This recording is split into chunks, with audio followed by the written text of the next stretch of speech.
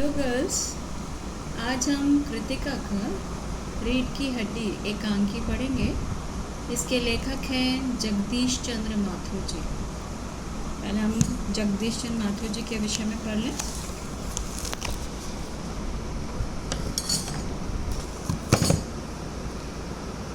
जगदीश चंद्र माथुर जी सुपरिचित नाटककार जगदीश चंद्र माथुर का जन्म खुर्जा में हुआ और शिक्षा इलाहाबाद विश्वविद्यालय से की उन्होंने। बचपन से ही नाटकों में रुचि होने के कारण स्कूल कॉलेज के सांस्कृतिक उत्सवों में नाटक लेखन, निर्देशन और अभिनय करते रहे हैं। आगे चलकर यही शौक सृजन में परिणत हो गया। सृजन कहते हैं रचना करने में।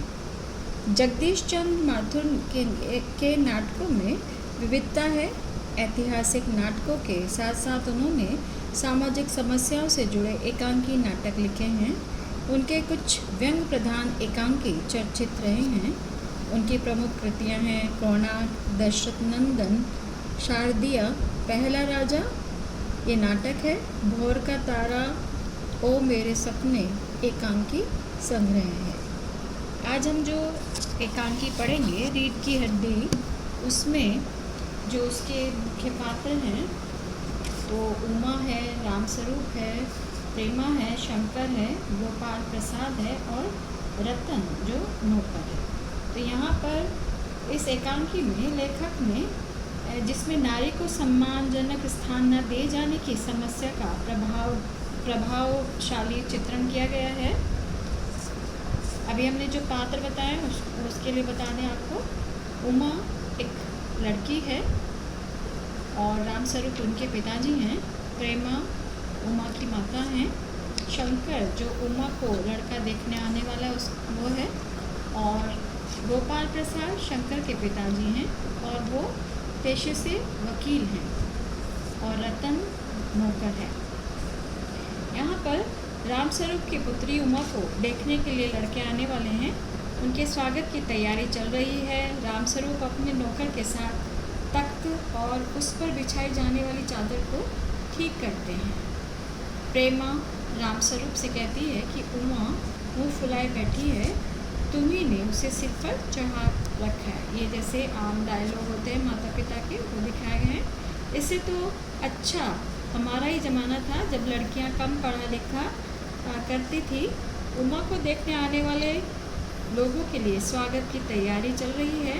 वे अपनी पत्नी प्रेमा से कहते हैं कि गोपाल प्रसाद यानी जो लड़के के पिता हैं उनको ये नहीं पता चलना चाहिए कि उनकी लड़की BA पास है।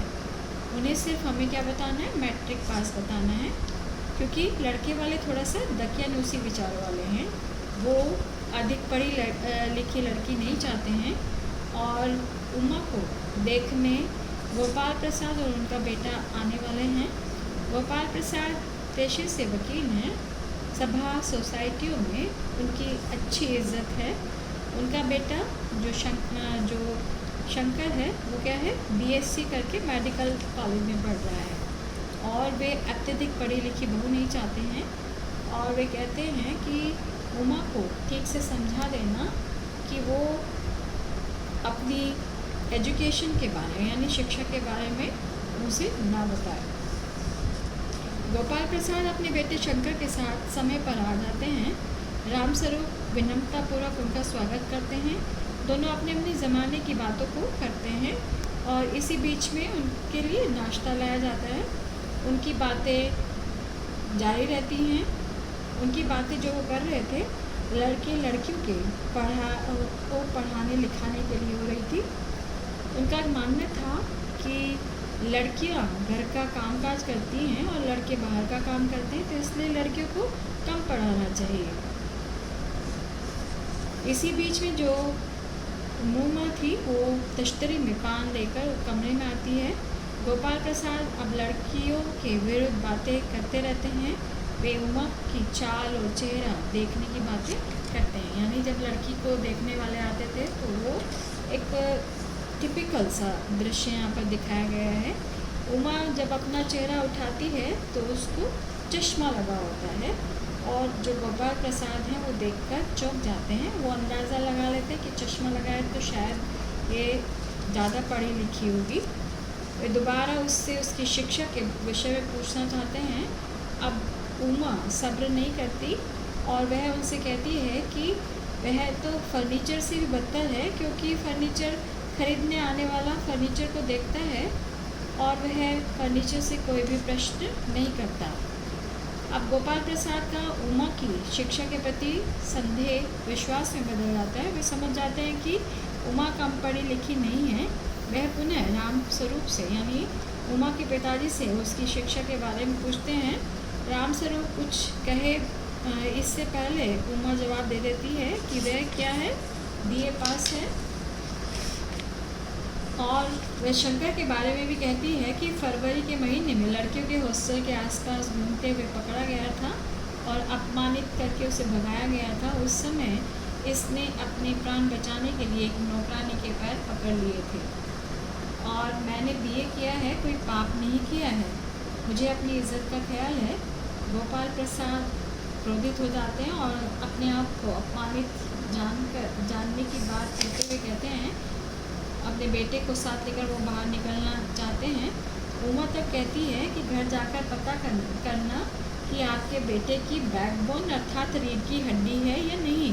यानी रीढ़ की हड्डी यहाँ पर एक इज्जत के लिए कहा गया है, एक चरित्र पर उठाई गई उंगली के समान है, क्योंकि जो शंकर था उसका चरित्र अच्छा नहीं था।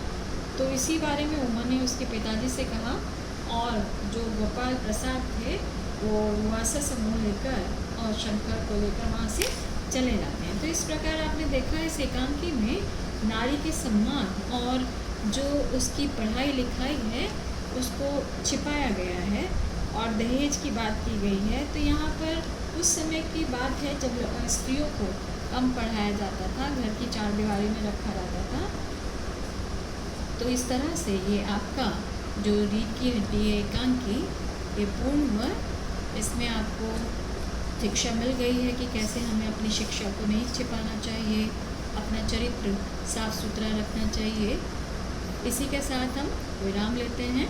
धन्यवाद।